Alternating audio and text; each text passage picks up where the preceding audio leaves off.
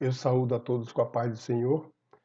Graças a Deus estamos aqui para gravar mais uma lição do discipulado, a lição de número 7, a mensagem de Jesus, o reino de Deus. O texto bíblico se encontra no Evangelho de Mateus, capítulo 3, versículo 1 a 3, capítulo 11, versículo 1 a 5 e capítulo 12, 22. A meditação se encontra no Evangelho de Mateus, capítulo 11, versículo 11 ao 13, que diz assim: Em verdade vos digo que entre os que de mulher têm nascido, não apareceu alguém maior do que João Batista. Mas aquele que é o menor no reino dos céus é maior do que ele. E desde os dias de João Batista até agora se faz violência ao reino dos céus, e pela força se apoderam dele, porque todos os profetas e a lei profetizam até João Batista. Então, João Batista é o último dos profetas. João Batista encerra a era dos profetas. E aí ele vem preparando a vinda do Messias. Na introdução, na oração do Pai Nosso, Jesus ensinou, entre outras coisas, que devemos pedir a Deus que envie o seu reino ou o seu reinado sobre nós. Isso para que façamos aqui na terra a vontade do Pai, exatamente como ela é feita no céu. Tal não significa uma anulação do nosso livre-arbítrio, mas justamente o contrário, pois se a vontade do Criador for realizada, certamente os nossos verdadeiros anseios serão contemplados. Por isso, Jesus instruiu seus discípulos a buscarem primeiramente o reino de Deus e a sua justiça, e as coisas essenciais e básicas certamente não nos faltariam. É justamente acerca desse assunto que vamos tratar, que vamos estudar hoje. Então, Jesus instrui seus discípulos que busquem primeiramente as coisas do céu, o reino de Deus e a sua justiça. E as coisas essenciais, as coisas seculares, as coisas básicas vos serão acrescentadas. Nós devemos buscar o reino de Deus. Nós, muitas das vezes, nos preocupamos tanto com as coisas terrenas e esquecemos das coisas celestiais. Buscai primeiro o reino de Deus e a sua justiça, e as demais coisas vos serão acrescentadas. João Batista é o último precursor do reino de Deus. Então, como eu já falei, ele é o último dos profetas, é o último a profetizar da vinda de Jesus. Ele já veio para aplanar o caminho para a chegada de Jesus. Muito importante, por ser o último profeta, não deixa de ser mais importante que os outros. É muito importante o papel de João Batista, de vir aplanar, anunciar o reino de Deus. João Batista, ele, como já estudamos em outras lições, ele aparece no deserto pregando e atraindo multidões, e isso não deixou João Batista se envaidecer, porque ele sabia do seu papel, ele sabia do seu lugar, ele falou que aquele que viria após ele era muito maior do que ele. Então, o ministério de João Batista, desde o seu nascimento, João Batista causou curiosidade. No Evangelho de Lucas, capítulo 1, versículo 66, desde quando ele nasceu, já atraía as pessoas para saber o que aconteceu, porque o seu pai ficou mudo quando o anjo do Senhor profetiza, fala para ele do nascimento de João, ele não creu, porque ele e a sua esposa já era avançada de idade, né? E ele duvidou. Então o anjo falou: então tu vai ficar mudo até o teu filho nascer. E quando o filho nasce, ele volta a falar. Então tudo isso causa muito alvoroço, muita curiosidade acerca de João Batista. E ele vem falar de um Messias que viria para libertar o povo de Israel. E o povo de Israel esperava exatamente esse Messias político, quem sabe até o próprio João. Nós já falamos aqui em outra lição que João manda os seus discípulos perguntar se Jesus é o Messias ou ele deveria esperar o outro Messias, porque a forma que Jesus estava procedendo estava causando dúvidas em João, porque ele esperava um Jesus que viesse com um poder político, com quem sabe mobilizando exército e multidão para libertar o povo da servidão romana. E não era desse tipo de servidão que Jesus veio primeiramente libertar o povo. O povo precisava ser liberto espiritualmente. Vamos lá, continuando aqui. Jesus Cristo, o fundador e iniciador do reino de Deus. Então João vem, anuncia acerca do reino de Deus e Jesus vem fundar o reino de Deus. O Cristo Messias esperado anuncia o evangelho do reino de Deus. Ansiado por todos os judeus, ungido Messias no hebraico, ungido é Messias no hebraico, ou Cristo no grego, visto como descendente de Davi, era aguardado como o grande libertador que restauraria a soberania política de Israel. Então era isso que os judeus esperavam, que ele iria restaurar a soberania política, que Israel iria voltar a ser uma grande potência. Assim é como um grande entusiasmo que Marcos informa que após a prisão de João Batista veio Jesus Cristo pregando o evangelho, o reino de Deus. Na verdade, essa era a principal mensagem do mestre e mesmo de seus discípulos e apóstolos. Vamos lá ver aqui o capítulo 1 e versículo 14 e 15 do Evangelho de Marcos. O Cristo Messias esperado anunciou o Evangelho do Reino de Deus. Depois de João ter sido preso, Jesus foi para a Galiléia pregando o Evangelho de Deus. Ele dizia: o tempo está cumprido, o reino de Deus está próximo. Arrependam-se e creiam no Evangelho. Então Jesus vem dar continuidade naquilo que João veio preparando o caminho. No Evangelho de Marcos, capítulo 3, versículo 1, diz assim, eu batizo vocês com água para o arrependimento, mas aquele que vem após mim é mais poderoso do que eu, do qual não sou digno de carregar suas sandálias. Ele vos batizará com o Espírito Santo e com fogo. Então é esse que começa a anunciar o reino de Deus, que dá início ao reino de Deus que João havia falado, que era maior do que ele, era mais poderoso que ele, que vinha para mudar o mundo, para transformar o mundo, para transformar as vidas, para nos transformar. Uma das características também promessas mais marcantes do Cristo é que, conforme João Batista, enquanto este batizava na água para o arrependimento, aquele batizaria com o Espírito Santo e com fogo, como forma de revestimento. Então, Jesus ele viria para além daquele batismo na água. Ele viria para batizar com Espírito Santo com fogo, para revestir os seus servos, de poder para propagar o seu reino. Porque para nós fazermos a obra de Deus, nós precisamos ter o poder de Deus na nossa vida. Nós precisamos ter a presença do Espírito Santo em nossas vidas. Clame pelo poder de Deus na sua vida, para que o Senhor possa nos dar ousadia e intrepidez para anunciar o seu evangelho incansavelmente, que nós não esmoreçamos com as adversidades dessa vida, que nós possamos ser persistentes e pregar em tempo e fora de tempo o reino de Deus. O comissionador dos anunciantes do reino de Deus.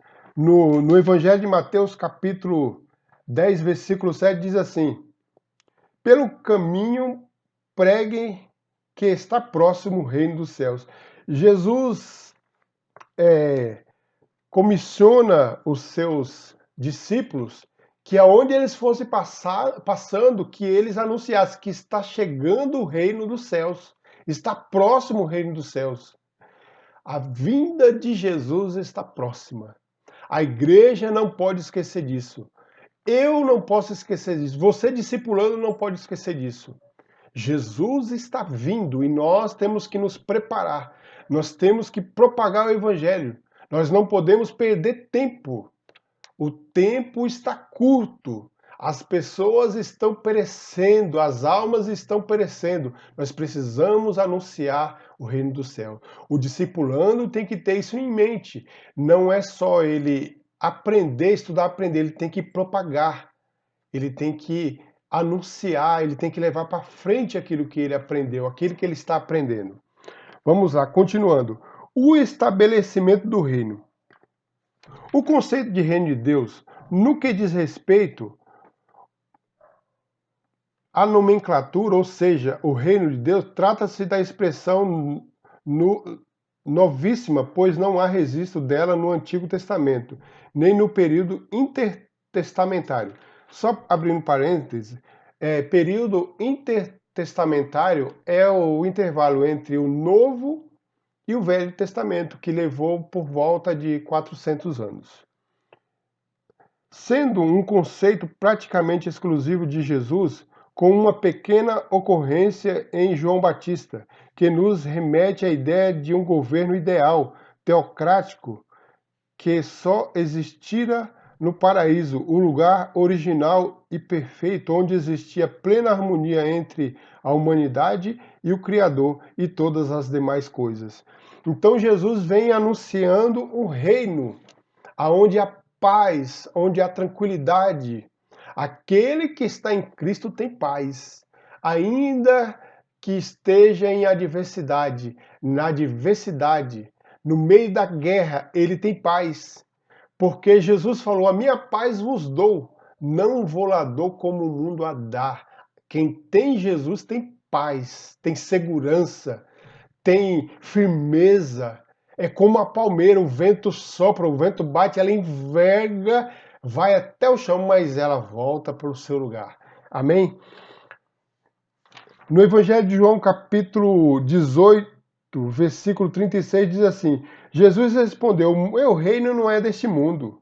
Se o meu reino fosse deste mundo, os meus ministros se empenhariam por mim, para que eu não fosse entregue aos judeus. Mas agora o meu reino não é daqui. Aleluia! O reino de Jesus não é daqui. Nós não podemos nos prender com coisas desse mundo, meus irmãos. O nosso reino não é deste mundo. Nós não somos daqui, nós somos passageiros. Nós somos do céu. A nossa pátria é o céu. Então nós não podemos nos embaraçar com coisas desse mundo. Claro, nós estamos aqui, nós precisamos comer, beber, nós temos que conviver com as pessoas, mas não podemos nos embaraçar com coisas desse mundo. Quantos estão embaraçados, estão enrolados com coisas desse mundo e não conseguem ter tempo para Deus porque ele está embaraçado, está enrolado. Mas nós estamos aprendendo que nós não devemos nos embaraçar porque o reino de Jesus não é daqui, não é desse mundo. Continuando aqui. Assim, o reino de Deus significa o reinado ou o governo de Deus sobre todas as coisas. Entretanto, neste momento, isso não pode ocorrer pelo simples direito de Deus ser o criador de todas as coisas, pois o pecado privou-nos de desfrutar de tal governabilidade. O pecado, ele privou o homem de muita coisa, de ter comunhão com Deus, de reinar junto com Deus na terra, de viver em harmonia. Quando o homem pecou, a terra perdeu a harmonia. Você já viu uma orquestra, ela pode ser a orquestra maior que tiver. Se tiver um instrumento fora de harmonia, vai perder toda a harmonia. Então foi o que aconteceu. A terra perdeu a harmonia. É por isso que Jesus vem anunciar o evangelho, ou seja, a mensagem que consiste no anúncio de que através dele é possível viver ainda aqui sobre égide ou direção de Deus. Então, irmãos, depois que o homem pecou, o homem se tornou o opositor de Deus. ele ficou contra Deus, se tornou inimigo de Deus, ele se afastou de Deus. Só através de Cristo Jesus é que nós podemos nos aproximar de Deus. Não há outro caminho, não há outro que possa fazer esse papel. Só através de Cristo nós podemos nos aproximar de Deus. Só Jesus pode nos aproximar de Deus. Os sinais do reino de Deus. Jesus realiza sinais que antecipam o reino de Deus. Jesus, ele veio anunciar o reino de Deus e ele operou vários milagres que prenunciavam o reino de Deus. As pessoas iam enfermas, Jesus curava. As pessoas iam oprimidas, Jesus libertava. Aquilo era o prenúncio do que seria o reino de Deus. O reino de Deus não teria opressão, não teria dor, não teria luto, não teria pranto, não teria choro. Esse é o prenúncio do reino de Deus.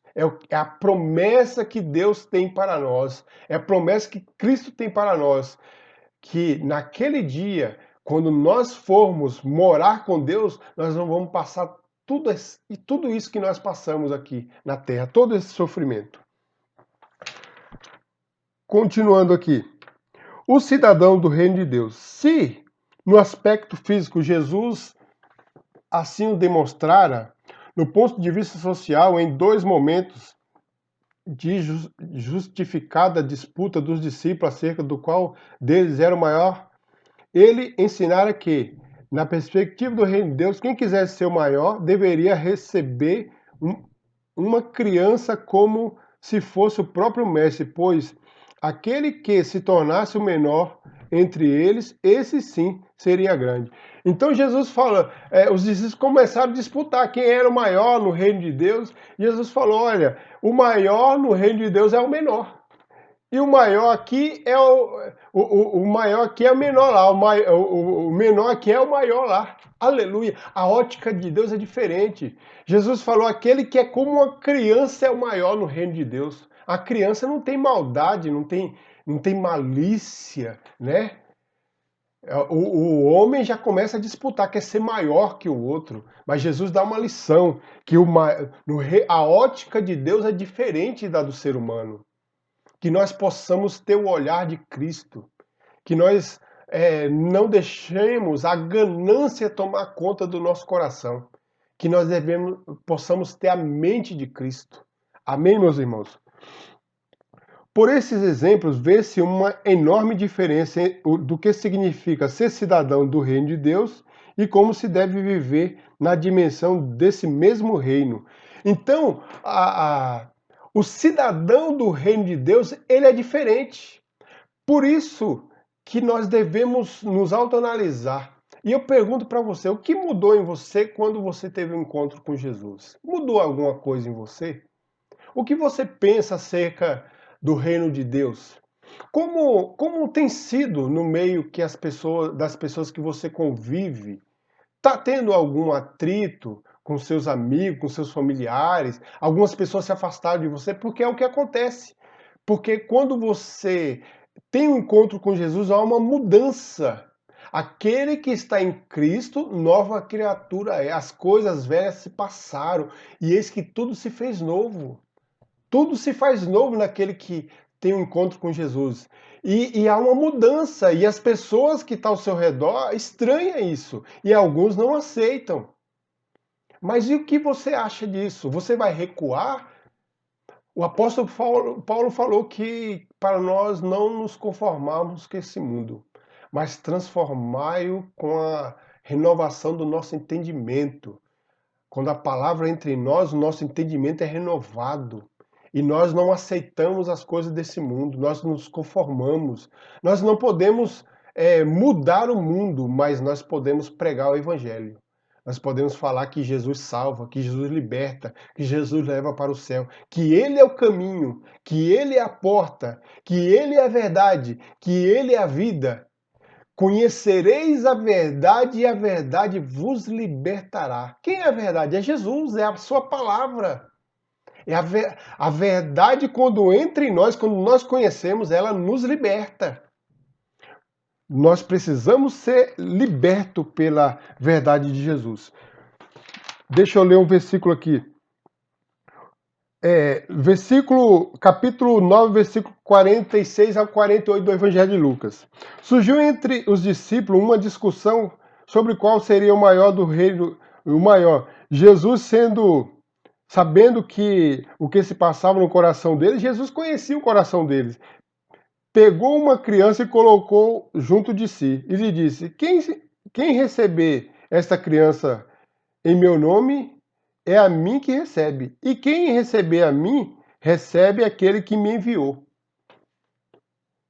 Olha só a visão do cristão que o cristão tem que ter. Ele tem que descer, ele tem que abaixar no nível de uma criança. Que aí, ele recebendo a criança, ele está recebendo Jesus e ele está recebendo o próprio Deus que enviou a Cristo. Porque aquele que for o menor de todos entre vocês, esse que é grande. Aleluia. Que nós não venhamos desejar nos sobressair dos outros, ser o maior, estar no comando de tudo. Que nós sejamos comandados por Jesus, pelo Espírito Santo. Que o Espírito Santo venha reinar em nossa vida. O cristão, ele tem que colocar a prática de Jesus em prática na sua vida. Nós devemos fazer a diferença. Nós não podemos ser influenciados, nós devemos influenciar. O cristão, ele é como um barco. O barco ele foi feito para estar na água, mas a água não pode entrar no barco. O cristão, ele está no mundo, mas o mundo não pode entrar no cristão. O mundo não pode entrar dentro de nós. Não dá para habitar o mundo e Jesus dentro de nós. De uma mesma fonte não dá para tirar água doce e água amarga. Não dá para sair duas águas da mesma fonte. Então nós devemos observar isso. Conclusão: somente o amor nos habilita a viver ainda aqui na terra, cumprindo a vontade de Deus, tal como ela é feita distintivamente no céu. Por isso foi que Paulo instruiu-nos em Filipenses capítulo 2, versículo 5 a 11, que tivéssemos o mesmo sentimento ou disposição que houve em Cristo Jesus, que sendo Deus, não teve por usurpação ser igual a Deus, mas abriu mão da sua glória e tornou-se servo por amor de Deus e à humanidade. Assim ele espera que também façamos de forma voluntária, sem constrangimento, pois o amor nos leva a amar como Cristo nos amou, tornando-se esse ato na maior forma de pregação do Evangelho do Reino de Deus. Irmãos, Jesus, ele, sendo Deus, ele não teve por usurpação ser igual a Deus. Ele desceu do seu trono para servir. E nós temos que aprender com isso. Nós estamos aqui para servir. Nós estamos aqui para amar, para praticar o amor de Cristo. Essa é a maior pregação do Evangelho. Eu preciso estudar a palavra. Aqui eu estou tendo um papel de estar ensinando a letra, mas primeiro eu tenho que aplicar na minha vida o que eu estou ensinando. Eu tenho que colocar em prática.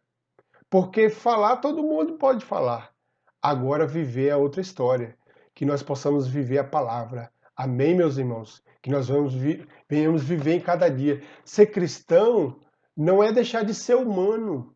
Não é se enclausurar, não é se isolar de tudo e de todos. Mas tem lugar que não é para o cristão estar. Nós temos que fazer a diferença. Nós temos que ser diferente. Nós somos diferentes.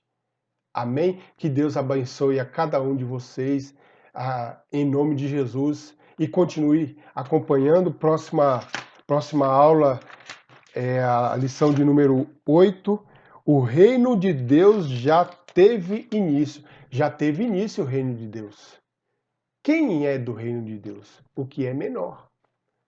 Vamos orar agradecendo a Deus. Senhor, meu Deus, meu Pai Jesus, nós te louvamos por mais essa aula, Senhor, por mais essa vitória que o Senhor nos concedeu. Abençoa o teu filho e a tua filha que está acompanhando esse vídeo. Oh, Senhor, que a tua palavra venha fazer guarita no seu coração, que ele venha guardar essa palavra, Senhor, e colocar em prática, porque a tua palavra é lâmpada para os nossos pés e luz para o nosso caminho, meu Pai. É o que nós te pedimos, te louvamos e te agradecemos em nome de Jesus. Que Deus vos abençoe em nome de Jesus.